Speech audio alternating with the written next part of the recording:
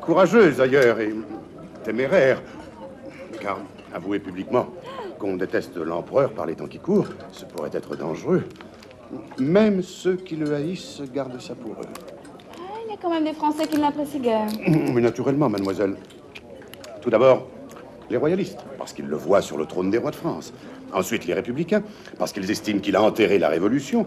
Et puis enfin, tous ceux qui sont jaloux de lui. Et enfin, ceux qui pensent qu'il ruinera la France avec ses guerres continuelles. Ce n'est pas votre avis à vous? Oh, mademoiselle, je suis né en 1773 et j'ai assez vécu d'événements extraordinaires pour ne plus faire de projets universels. Et vos projets à vous? Peut-on les connaître? Moi, je n'en ai qu'un. Retrouver le duc d'Otrante à 2h01. Ah, cette canaille de Fouché a décidé de s'occuper de vous. Il ne m'en avait rien dit, le vieux filou. Vous le connaissez? Mais forcément, mademoiselle. Mes équipages sont ses meilleurs informateurs sur tout ce qui va et vient entre la France et l'Angleterre. Et puis c'est moi qui ai obtenu votre libération. Vraiment? Je vous en suis très reconnaissante. Non, du tout, du tout. Je n'ai fait que réparer la faute d'un de mes hommes. Vous ne trouverez plus puissante protection que celle de Fouché à Paris. Sur ce point, vous êtes en sécurité.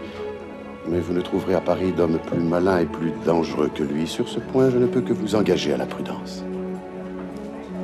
Monsieur le baron, un piment. Oui, merci. Veuillez m'excuser.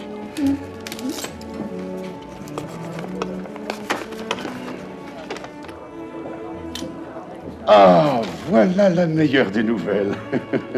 Un de mes capitaines est allé récupérer mon brick l'incomparable à Guernesey, à la barbe des Anglais. Oui, c'est Filou. Me l'avait dérobé en novembre. Je dois retourner à Saint-Malo. Vous m'abandonnez? Sans remords? Non. Je vous jure de revenir.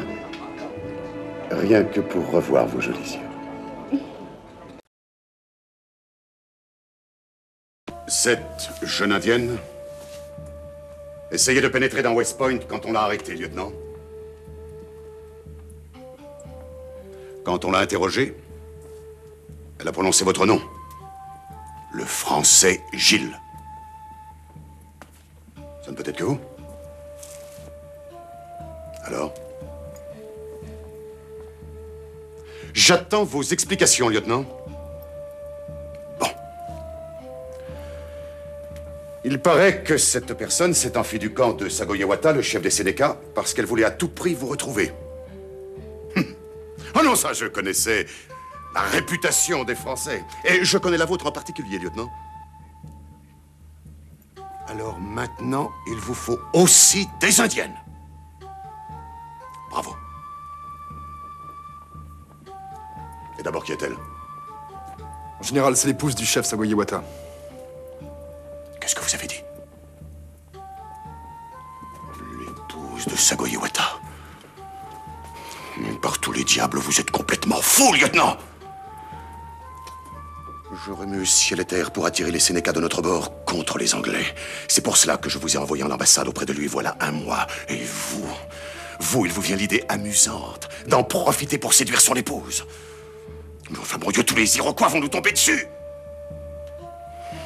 Je n'ai pas séduit cette personne, mon général. Camp Planteur, le rival de Sagoyewata, voulait se l'approprier. Sans doute s'est-elle crue en danger de mort. Aussi... Aussi quoi? Ah, aussi a-t-elle éprouvé l'envie irrésistible de venir se placer sous la protection du général Washington par votre entremise. Ah, ça, j'en suis très flatté, lieutenant.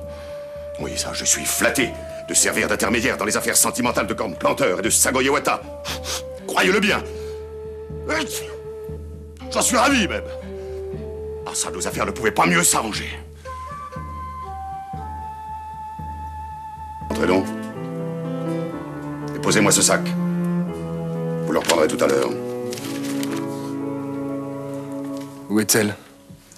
Sur le chemin du campement des Sénéca, sous bonne escorte.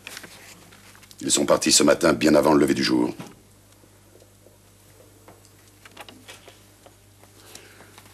Dites-moi, lieutenant, qui vous a autorisé à revêtir ce déguisement? Personne. Et comment appelle-t-on celui qui agit comme vous vous apprêtiez à le faire? Un déserteur. Vous savez ce qu'on lui fait s'il est pris? Fusillé ou pendu. Vous avez des arguments pour votre défense? J'aime Sitapanoki elle-même. Il aime Sitapanoki et elle l'aime. Et vous trouvez que ce sont des raisons suffisantes pour bouleverser tous les plans du général en chef des armées d'Amérique, ça? Oh, mais enfin, bon Dieu, lieutenant! Nous assiégeons New York! Et pas la ville de Troyes! Vous êtes le lieutenant Goëlo, non pas le berger Paris. Et cette indienne dont je ne sais pas le nom n'est certainement pas Hélène. Oh, mais bon Dieu, qu'avez-vous donc, vous autres Français, à brandir l'amour comme on brandit un étendard? Ce n'est pas pour l'amour que vous êtes venu vous battre ici, lieutenant. Et pour la liberté. À moins que ça soit au-dessus de vos forces.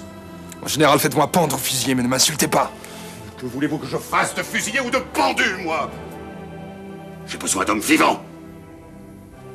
Et surtout d'officiers.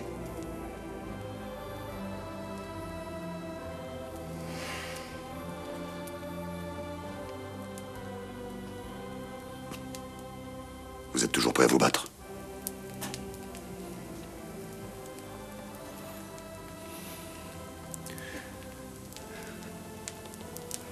Je suis toujours à vos ordres, mon général. Très bien. Allez revêtir la tenue militaire. Vous partirez avec Lafayette. Nous savons où se cache le général Arnold. Vous irez à sa recherche. Allez. Au fait, Goëlo,